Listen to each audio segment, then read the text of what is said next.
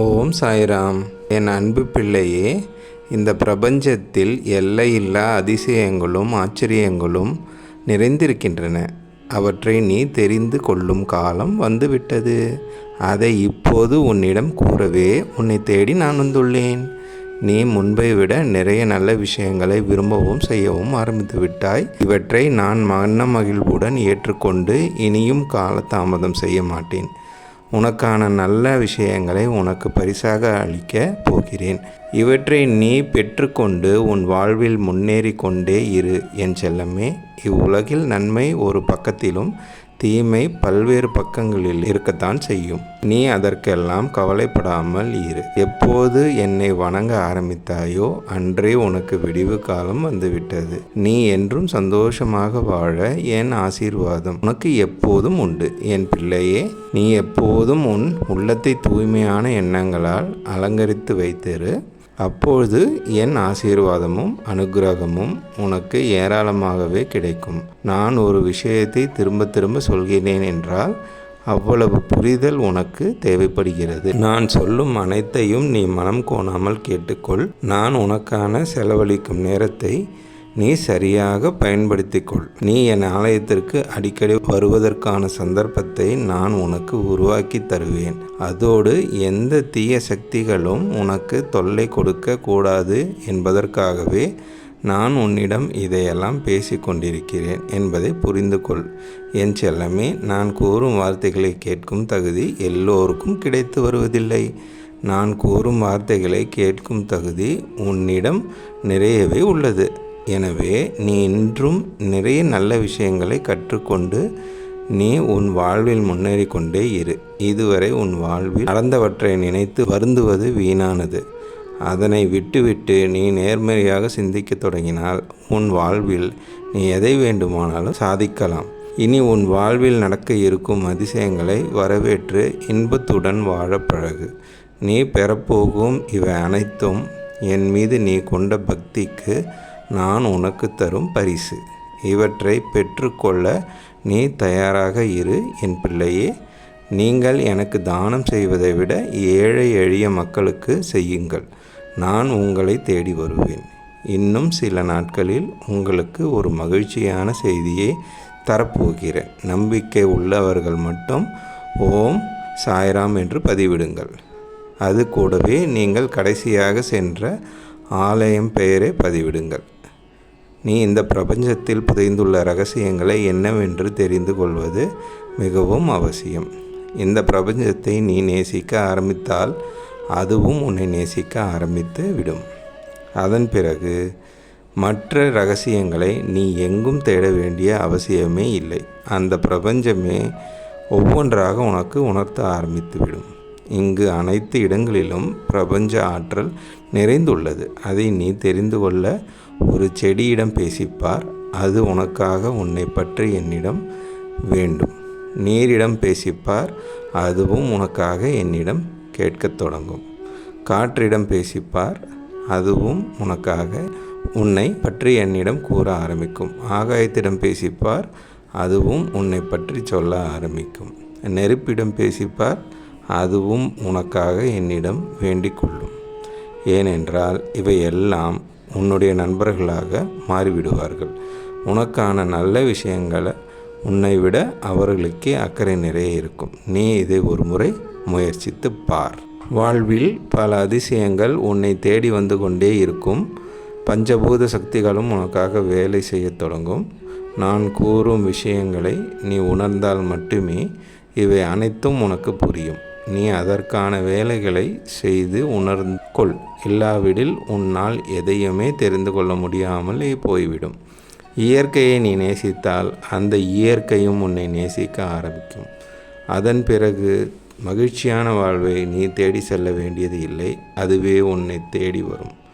நிலம், நீர், காற்று, ஆகாயம், நெருப்பு இவற்றை மதிக்காதவர்கள் அவற்றின் மூலமாகவே துன்பத்தை அனுபவிப்பார்கள். இதனை நீ ஏற்றுக்கொண்டாலும் ஏற்றுக்கொள்ளாவிட்டாலும் இதுதான் மிகப்பெரிய பிரபஞ்ச ரகசியம். பிரபஞ்சத்தை நீ அதிகமாக நேசிக்க தொடங்கிவிட்டால் வாழ்வில் பல அதிசயங்களையும் ஆசீர்வாதத்தையும் பெற்று முன்னேற உனக்கு நான் வழிவகுப்பேன். இயற்கை பிரபஞ்சம், பஞ்சபூத சக்திகள், இவற்றின் ஆற்றல்கள் நிறைந்ததுதான் தெய்வ சக்தி. நீ என்னை பக்தியுடன் நேசிப்பது போல் இவற்றையும் நேசிக்க பழகு. அதன் பின் உன் வாழ்வில் இன்பமயமாக மாறும் என் செல்லமே. உன் மீது எனக்கு நிறைய அக்கறையும் அன்பும் உள்ளதால் தான் இவற்றை நான் உன்னிடம் கூறுகிறேன். இவற்றை நீ ஏற்பதும் மறுப்பதும் உன் விருப்பம். ஆனால் இவற்றை நீ கட்டாயம் தெரிந்து கொள்ள. இதுதான் உன் வாழ்விற்கு மிக முக்கியமானது என் பிள்ளையே. என் மீது மிகவும் ஆழ்ந்த பக்தி உள்ளவர்களுக்கு மட்டுமே நான் கூறும் அனைத்தும் கட்டாயம் உணரவும் புரியவும் செய்யும். உனக்கு தெரிந்த நல்ல விஷயங்களை உன் மனதில் தேக்கி வைக்காதே. அதனை பிறரிடம் கூற முயற்சி செய். அதுவும் ஒரு விதமான தானம்தான். உனக்குள் இதுவரை இருந்த தாழ்வு மனப்பான்மை காணாமல் போகும். மன தைரியமும் மன வலிமையும் நம்பிக்கையும் உன்னிடம் நிறைய வந்து சேரும். அதற்கான வழிவகைகளை நான் கொடுப்பேன். உனக்கு தேவையான அனைத்து நல்ல விஷயங்களையும் நான் இந்த பிரபஞ்சத்தின் மூலமாகவே வந்தடைய நான் ஆசீர்வதிப்பேன். இயற்கைதான் பிரபஞ்சம், பிரபஞ்சம்தான் தெய்வசக்தி. இவற்றின் மூலம்தான் இந்த உலகம் இயங்குகிறது என்பதை நீ தெளிவாக தெரிந்து கொள் என் பிள்ளையே. வாழ்க்கையில் நீ எதற்கும் கவலைப்படாதே. உன் மனதை எப்போதும் ஒருநிலைப்படுத்தி அதன் பின் செயலில் ஈடுபடத் தொடங்கு. இதை நீ கண்டிப்பாக கடைபிடிக்க வேண்டும் என் செல்லமே. நான் கூறும் விஷயங்களை பின்பற்றி உனக்கான பலன்களை பெற்றுக்கொள். அதன் பின் நீ நினைப்பது அனைத்தும் நடக்கும். உன் நினைப்பே நானாகத்தான் இருப்பேன். உன் செயலும் நானாகவே இருப்பேன். அதற்கு பக்தியும் உன்னிடம் நிறைவாக இருக்கும்படி பார்த்துக்கொள்.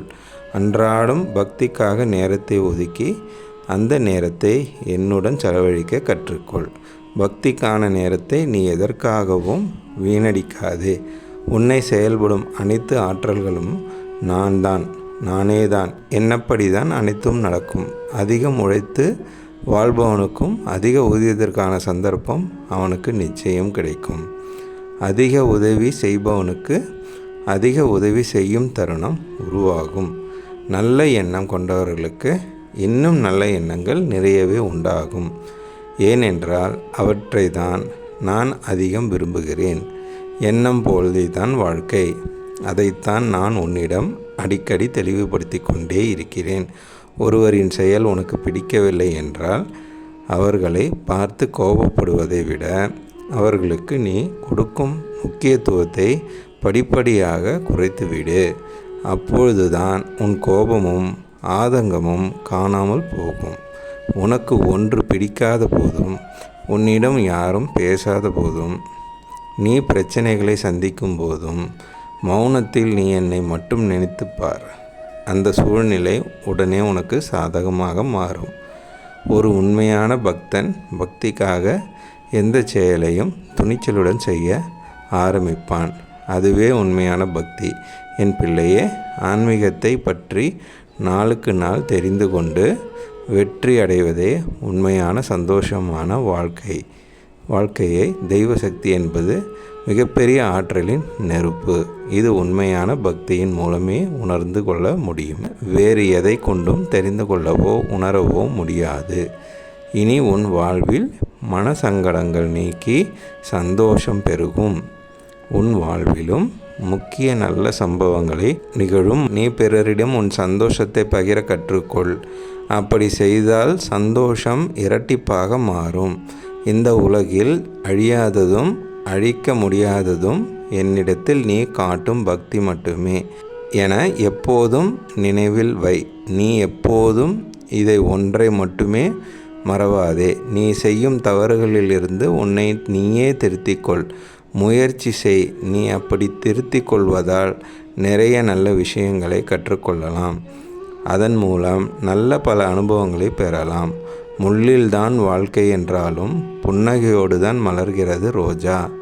அதுபோலவே நீயும் எப்போதும் புன்னகையுடன் இரு. நீ எப்பொழுதும் மகிழ்ச்சியாக இருப்பாய். என் ஆசீர்வாதம் எப்பொழுதும் பரிபூர்ணமாக உனக்கு கிடைக்கும்.